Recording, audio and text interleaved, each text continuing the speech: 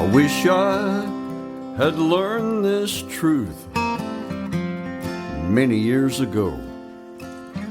Be thankful for the days, good All and right, bad. welcome to another episode of Warrior versus Zombie, and today's warrior guest, who I will introduce you to in a second, Buddy Thornton, is an amazing warrior. But let's first talk about why you're here. Success is a journey, it's not a destination. As warriors, we all have a history of ups and downs, wins and losses that are all part of making us who we are up to this point, and they provide a foundation for our path forward. We all battle our inner zombie as well as those zombies in our world, and in each episode I interview warriors who are aspiring leaders from all walks of life. Entrepreneurs, artists, health practitioners, business owners, literally any inspired leader that has a story to tell. These warriors have a cause, they have unique value, and a vision that goes generations into the future, and today's guest is no exception. Buddy Thornton is an amazing warrior. He's a husband with a large extended 4-generation family. He's a speaker, author, and coach. His warrior journey has been in Arizona since the late 1980s, and as a Vietnam-era veteran, he has degrees in allied health sciences, human services counseling, and executive leadership, and he is currently a doctoral candidate pursuing his human services doctorate. He also has numerous certifications and actively serves on multiple boards in an advisory capacity. Buddy is the creative mind behind the Slippery Slope series and the author of books 1 through 4. He is known as the Positive Social Change Agent Pro and has been invited to be a keynote speaker and program presenter in numerous areas like conflict management, parenting dynamics, and cross-cultural topics. Buddy, welcome to Warrior versus Zombie. How are you today? I am doing really great, and I really appreciate the platform and the opportunity to give your audience a feeling for what my world looks like. So tell me about that. What does your world look like today? You're in Phoenix, right? I think you're a couple hours earlier, so thank you for getting up and joining us here in the Central Time Zone but who knows when people are listening to this. So how are things in Phoenix today? What's the weather like there? Well, it's been raining most of the day, which is kind of odd for us since we're in the middle of a desert. But for me personally, we just launched a new platform called Life and Legacy Academy. It's an online teaching platform, and that's an offshoot from my Slippery Slope series. People have been reading and giving me fantastic feedback. So I've taken what I've written and I've combined it with my live courses, and we're converting them all to online courses. And I write every day. I try to write 3,000 to 5,000 words a day, and I self-edit. I also edit for numerous other people and do editorial enhancing, help them develop their stories. So that's kind of me in a nutshell right now. Obviously, I own and that's cool.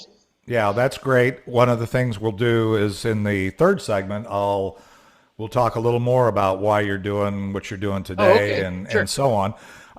So we'll get back to that. But so it's rainy in Phoenix, and it sounds like you're in the middle of your ideal day, and that's a brilliant thing. I mean, again, I've been retired for 16 years, and people say, how can you be retired for 16 years and be as busy as it appears that you are? And I said, well, because retirement is not doing nothing. Retirement is doing what you want, when you want, with who you want, where you want. And I live a version of my ideal day every day. And today, buddy, you're part of that ideal day. So we're having fun. So let's do this. Let's take a quick break.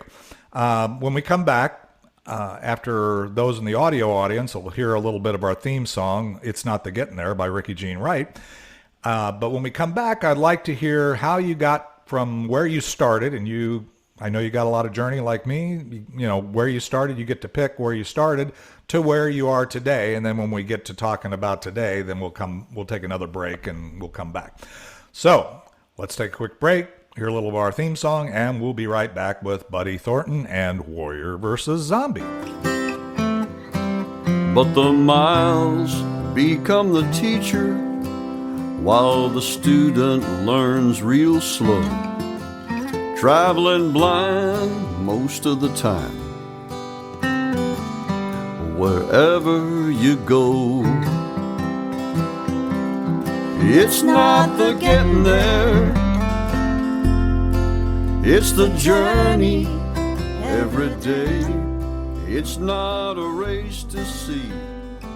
All right, buddy, we're back, and already got a little glimpse of kind of your day going forward. But tell me, how did you get from where you started to where you are today?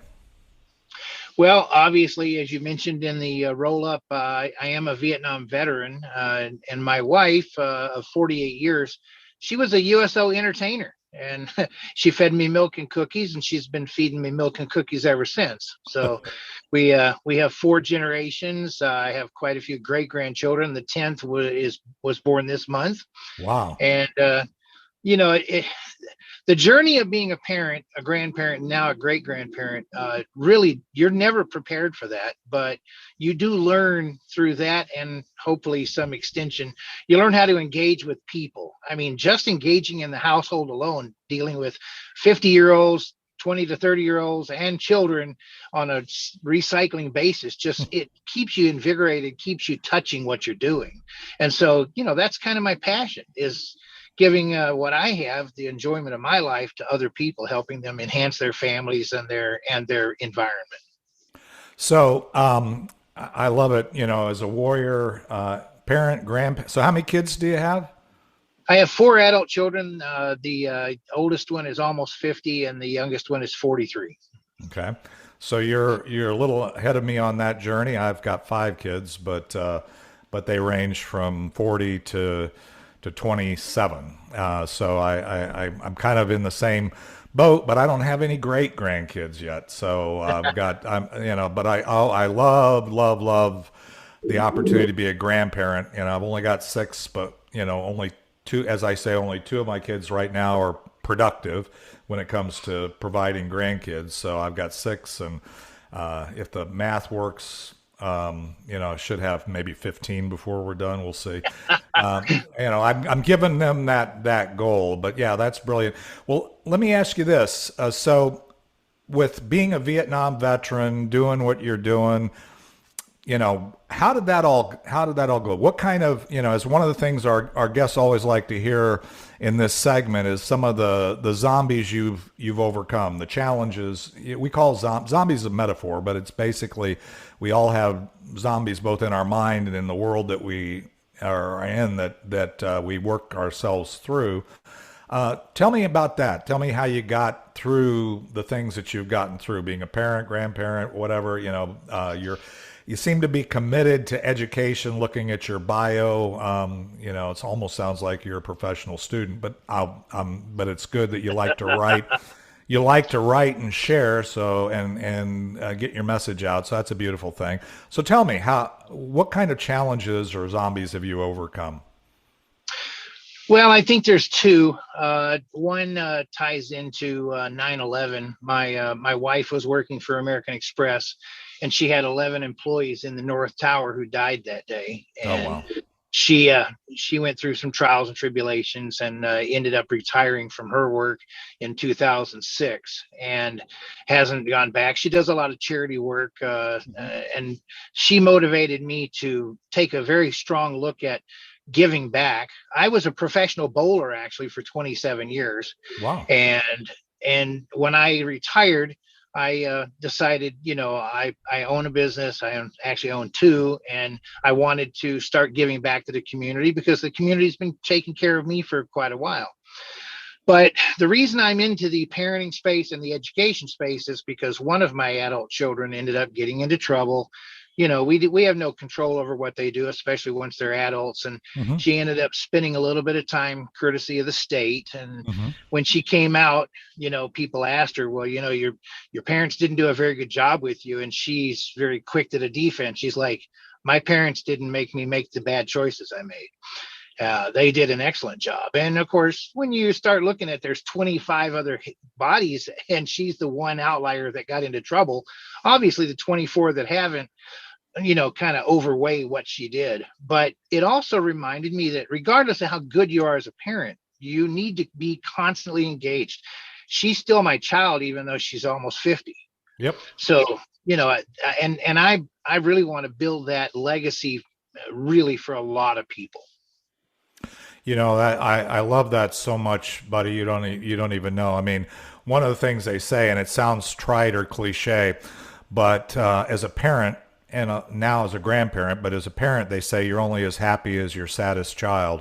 And I know that those zombies as a parent in your life can be huge because let's face it, when you end up either by choice or by chance becoming responsible for a parent, for a child, and then ultimately for grandchildren and so on. As you said, you can't necessarily be in control, but that doesn't mean that you don't feel it. And that they, as I say, I have 4 daughters and a son, and all my girls are still my little girls. I mean, all my children, I mean, that's just, I have to say, that's the thing. So, and you also said at one point in our discussion already that a lot of if you think about, as a warrior, you think about if you are a parent or you had a parent, so I'd say you're probably, and realize what the role is and what you do and depend on in that thing, it can actually help you in all aspects of your life applying those same principles. I find that to be brilliant. Well, I'm glad. So she's doing okay now. Everything's. Well, that's the flip side. I mean, I'm not looking for a report out. I'm just saying, Nope. That it's actually a good thing that you asked because, as you know, I do legacy work. I teach the 4 pillars, and I try to help people build themselves into functional adults who benefit society. Well, once she got out of her incarceration, she went to work, and now she is a plant manager with 80 employees. Awesome. And she's gonna be going to Vietnam to train some employees that at a new plant that her company just bought. And she looks back at and says that the support she got from her mother and me once she got out, and the strength that she gained by us role modeling, is what brought her full circle. And now she's a very, very successful woman. So she learned a lesson from you that I always say with leaders is that leadership isn't about being in charge. And I think this Simon Sinek is also somebody who says this, is it's taking care of those in your charge. And as a parent, that's job one, right? I mean, it's very short period of time as a parent where you get to be in charge.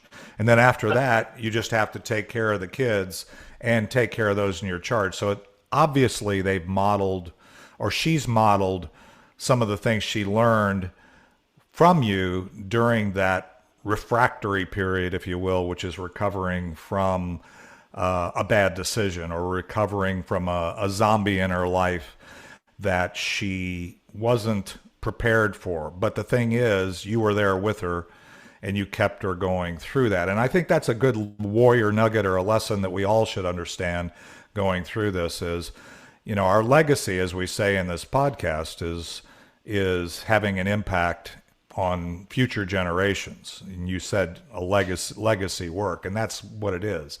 Life is, we're all playing an infinite game, as we say, and we're all trying to impact not only our kids, but our grandkids and generations into the future. And I can see you're doing that. So what other challenges, zombies, going from Vietnam? I managed to be, you said Vietnam era. The draft was eliminated, and I was number 63 on the year I was supposed to be drafted, and they eliminated it the year before. So I figured that was God's provision. So I got to stay in college and finish, and didn't end up in Vietnam. But how did and Professor Bowling, I may know your name, buddy. The name is obviously kind of a catchy name, But my dad was my father was a huge bowler. And on Sundays we were watching the PBA, and I remember guys like you, if you were ever a professional bowler, like, as you said, I mean, if you're, maybe I saw you were you on TV? Yeah, I was on TV 4 times. I bowled with some of the greats. I bowled with Earl Anthony, and I bowled with a lot of the guys who are still on TV today. Mm-hmm. My wife and I watch the broadcast. Now they're on Fox, but when Right. we watch them, it's a personal connection, because she will, when someone does something, she's like, well, I guess he learned from his earlier days or whatever. We always have a mental connection with what we did. And to me, the transition from being a veteran and going into business and doing what I do, and being a pro for 27 years, it taught me a lot of things about interacting with people. And so when I went back for my master's degree in my 50s, and got my human services counseling degree, the reason I did that was because I had spent a lot of time interacting with new guys on tour. Mm-hmm. And it's amazing. I had one episode where a kid was having so much trouble at his first tournament. He was really nervous. He dropped his ball a couple of times on the ball Mm-hmm. return, and he looked at me and he said, "How are you so calm?" And I said, "Young man, turn and look at those pins." And he did. And I said, "They're not shooting at you. Just knock them down. Someone will put them back up and you can knock them down again."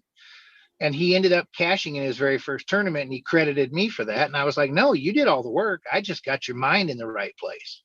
Well, just getting your mind in the right place, buddy, as I'm sure you know at this point, is kind of where the game is, right? I mean, especially especially a professional level, being able to make good decisions and in the heat of the battle, so to speak, is one of the hallmarks of warriors that are performing at a level beyond, the crowd, if you will. So yeah, that's brilliant. So what else? What other challenges? Any other challenges along the road? Well, if you embrace the role that parenting gives you from the day one, that in itself can be challenging. I had, like I say, 4 adult children, and they are Mm-hmm. northeast, south, and west on the compass. So, they're all completely different. They all have different desires. But I think the biggest challenge was just maintaining some type of a encapsulated home life through all of the trials and tribulations. I mean, 9/11 devastated my wife, but we made sure in the long run that it did not impact our children and our grandchildren in the wrong way. Mm-hmm. And I think life comes at you fast. There's no COVID is a good example. I mean, it comes Right. at you fast. Last year, the biggest hurdle and the biggest zombie I had was I spent 11 days in the hospital, and I conquered COVID. I was able to beat it. But sadly, while I was in the hospital, 4 of the roommates that I had during that 11-day period all passed away, which taught me a very strong life lesson. I'm still here. I have a obligation to humanity to give Mm-hmm. back. God gave me more time. Yep. And because God gave me more time, I need to make sure that other people know that they're going to face these same types of things, and they need to start giving back. They need to start building a legacy. And that's why I got involved in the writing and in the work that I do with the legacy people. Yeah. And that's so powerful, buddy. I mean, really it is. I mean, one of the things that I found through the zombie apocalypse, as I call it, which was COVID, it was more, and I'm glad you battled through that and those 11 days. And we've learned a lot since that time. And I've had friends that passed, and I had COVID at least once. One time I think I had it, but even I had the original version back in 2020, not one of the subsequent versions that I think have gotten, less impactful for everybody. But I've had colds that were worse. So there is a spectrum. And the thing is, God's still in control. All I can do is focus on me and be as healthy as I can. I'm on my own health journey. I mean, I'm going to live to 120 with the vitality of a 30-year-old if God gives me my vision. So I'm there. I'm working on it. It's a daily journey, as the theme song says. So, well, that's yeah, that can be challenging. And I'm sure your kids saw you go through that and realized that you made it through, and your family.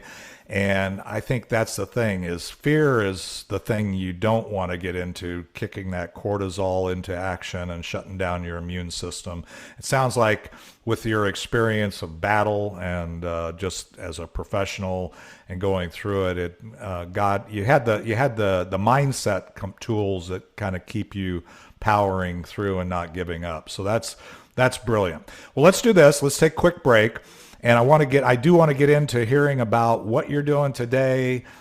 Picked up little bits along the way here of why you're doing what you're doing, but understand that. And obviously you're a unique guy, got a unique value to add. So let's hear about that. And then what kind of impact are you hoping to have? So let's take another quick break, hear a little bit of our theme song. It's Not the Getting There by Ricky Jean Wright. And we'll be right back with Buddy Thornton and Warrior versus Zombie. It's not a race to see how many people know your name. One day you realize time was worth more than the gold. It's not the getting there. When you get there, you'll know. Funny how wisdom and youth. All right, buddy. That's great. We're back, and I am excited to hear about the stuff you're doing today. I know you've done a lot of stuff and had a lot of journey along the way. But tell me, why are you doing what you're doing today, and what kind of impact and value do you hope to deliver? Well, back in 2011 and 2012, I got my mediation and paralegal certifications because I wanted to start helping people get through conflict. I thought that was a good starting point for giving back. Mm-hmm. My pro career was winding down, and I just decided that was a great way to go. But when I got into mediation, I realized about 90% of mediation is divorce mediation. And here I am today. I'm a guy who's been married 48 years. What do I know about divorce other than, just the technical aspects and what I had to learn through my certification?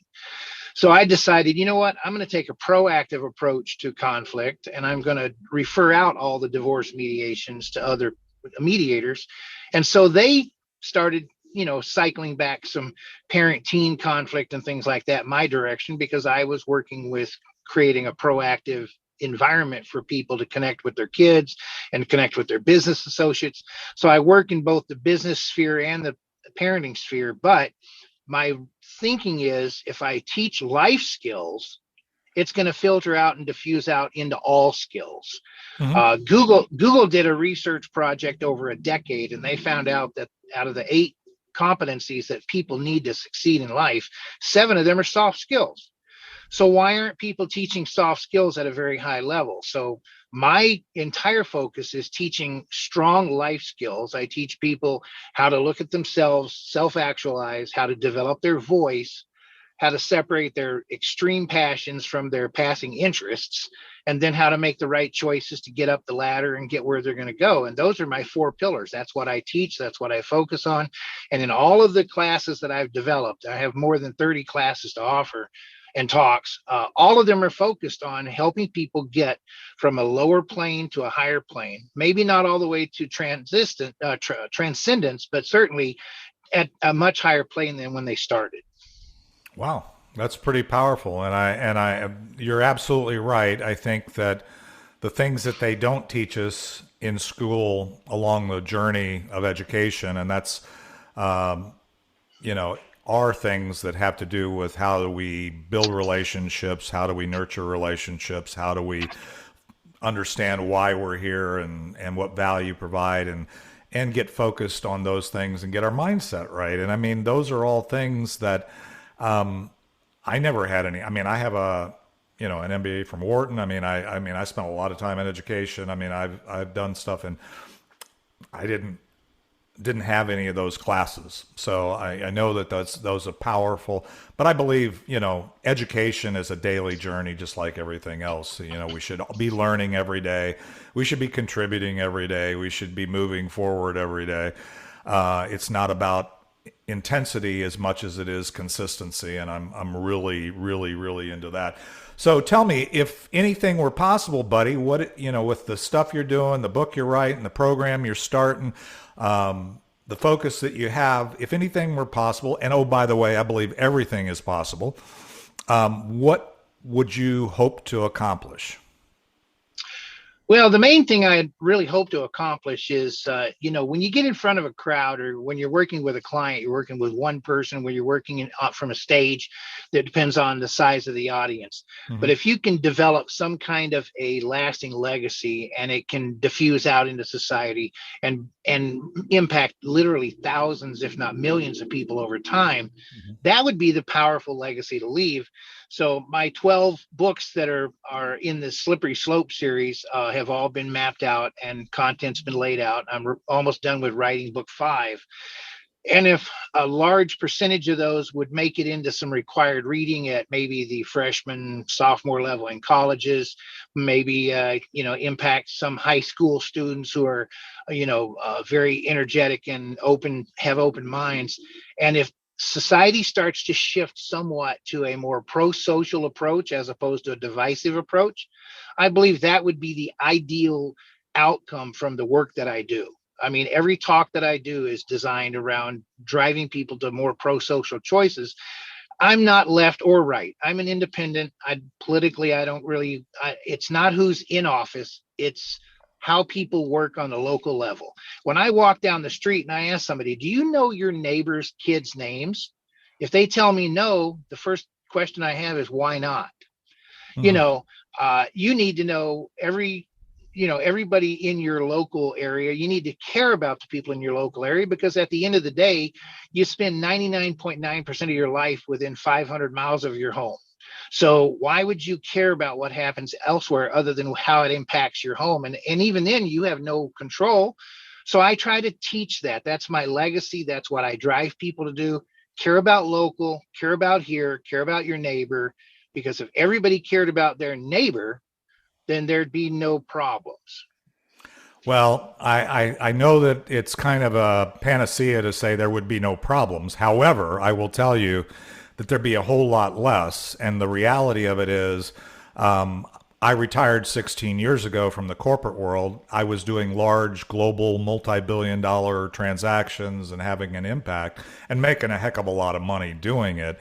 But my own journey, I stepped back and I said, okay, looking at my family, looking at my community, looking at my church, looking at the world around me, when at the end of the day, if I get to the end of the day, what kind of regrets am I going to have? What am I going to wish I had done? And it all came back to, in your way of saying, was I need to impact the people that are in my life every day as much as possible.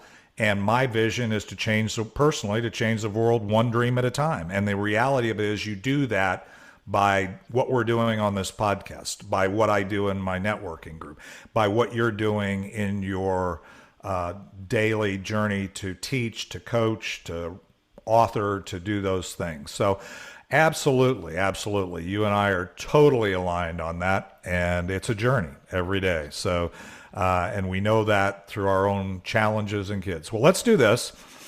We could talk for a long time. And I know, by the way, for the audience, if you want to hear more of Buddy and get a little more insights into some of his teachings and conflict resolution and, dealing with tough conversations and powering through relationships along the way, we're going to do a mastermind in a couple of weeks. So stay tuned for that. It'll be also on this channel, the Be Connected channel, and on YouTube. And so if you want to connect with that, continue on. So let's take a break. We'll hear a little more Ricky Jean Wright, and we'll be right back with the Land the Plane segment of Warrior versus Zombie and Buddy Thornton. Funny how wisdom and youth are always two different games. The years flew by so fast, is the common human complaint. The memories in our minds turn to diamonds in our soul, and by the grace of God, on down the road. Well, buddy, we couldn't be more aligned on a lot of levels, a lot of areas, and I'm excited about that. I'm excited about bringing you into the community that we have, and I know you're making a difference in somebody's life that's listening to this podcast right now. I guarantee it. So, if we take away anything from our discussion, whether it's from your story, what you're doing now, what would you want us to take away? I think the most important thing that anybody can ever take away from any pro-social conversation is that people around you can read the passion in your voice. They can read the passion in your face. And if you can't approach something that's important to you and share the passion, drive the passion, then you're not going to succeed. When I work with clients one-on-one, I resolve a lot of conflict. But, if that's all I did, I would believe that I failed in my mission. Mm-hmm. The mission is to impart life skills so that, yes, I made a little bit of money maybe, and I impacted their life right now, but 2, 3, 4 years from now is something that I taught them going to impact them on a greater plane. And I think you resonate with that very well. You have to build life skills, and you have to reach people where they believe when they walk out of the room, they go, wow, I don't remember everything he said, but boy, did he bring the passion to the table, and do I feel good about maybe this one little tidbit that I'm going to take from his talk. It's the passion drives the embeddedness, and you just don't impact people if you can't exhibit passion. I totally agree. And the thing is, to find your passion, you need to know why God has you on the planet and the value that you can provide to the people that he surrounds you with. And you need to be very clear on where you're going and how you can inspire others to go along the path with you. And if you do that, I think it's a pretty happy world and pretty good thing. But yeah, there's going to be conversation and conflict along the way. And the reality of it is, I'm a Christian. I don't beat people over the head with that, but I only got 2 jobs. And one is to stay connected to my source and love my source. And the other one is to love you. I don't even have to like you. I don't even have to agree with you. I have to start with the fact that I love and appreciate you. And if somebody's got, encourage, you mentioned conflict, somebody's pushing your buttons or encouraging you to separate from me or somebody else, or be angry or hateful or whatever, you're on the wrong side, dude. I don't care how you affiliate, what team you think you're on the wrong team. Well, that's beautiful. This has been a great discussion, buddy. So I know that people can find this replay on the Be Connected platform, and I know it'll be up on the replay on my YouTube channel. But beyond that, how else can we stay in touch with Buddy Thornton? Well, 2 ways. Number one, I'm on my LinkedIn platform probably 5-6 times a day, because that's where most of my professional connections come at me. But I do have an email, buddypscapro@gmail.com. I share it with anybody and everybody. I get over 1,000 emails a day, and I respond to them always as rapidly as possible. Of course, I get rid of the junk, and then of course, all my contact information, my phone number is in the back of all of my books. But if someone wanted to even send me a text or call me, I answer my phone 24/7, because conflict doesn't sleep. So if I get to, yeah, that's great. But if I don't, 480-861-1371. And that's a Phoenix number. But, I did webinars and podcasts for Australia. So I was up at 3:00 in the morning so that I could reach them the next day, and because they're 15 hours ahead, right, to mirror your story. But you know what? You have to go to the people where they need you. That's right. When the student is ready, the teacher shall appear. So I like to leave people with this. No one can blame you, shame you, or judge you about the conflict in your life. I certainly won't, but I can help you resolve it, and I can help you build some life skills. So don't be afraid to reach out and admit, hey, I'm having an issue. I have a coach. For 27 years on the pro tour, I had a coach. I never went anywhere without a coach. So, don't be afraid to accept the fact that you're human, because that's what we all are. And lastly, what you said mirrors the great commandment. You're supposed to love the Lord with your heart, your soul, and your mind, and you're supposed to love your neighbor as you love your Lord. Well, those are the two things. Everything I write, everything I work with, everything I do circles back to those two things. I don't have any enemies. A stranger is just a friend I haven't met yet. I love it. And actually, as I suspected, and we haven't been on the journey together too long, we are very aligned. And yes, if I ever say anything brilliant, it only comes from one source. And if you get to know me a little bit, you'll know where the source comes from. So with that, buddy, I am really happy that we had this opportunity to share with the audience. Looking forward to your mastermind coming up in a couple of weeks. And for those, again, the contact information that Buddy has shared will be in the show notes on the various platforms.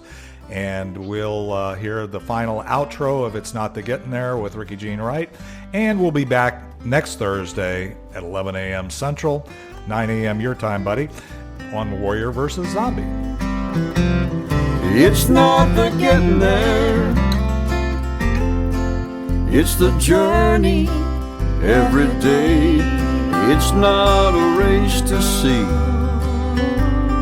how many people know your name. One day you realize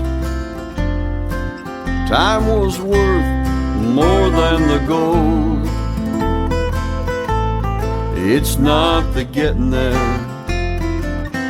When you get there, you'll know. One day you realize time was worth more than the gold. It's not the getting there. When you get there, you'll know.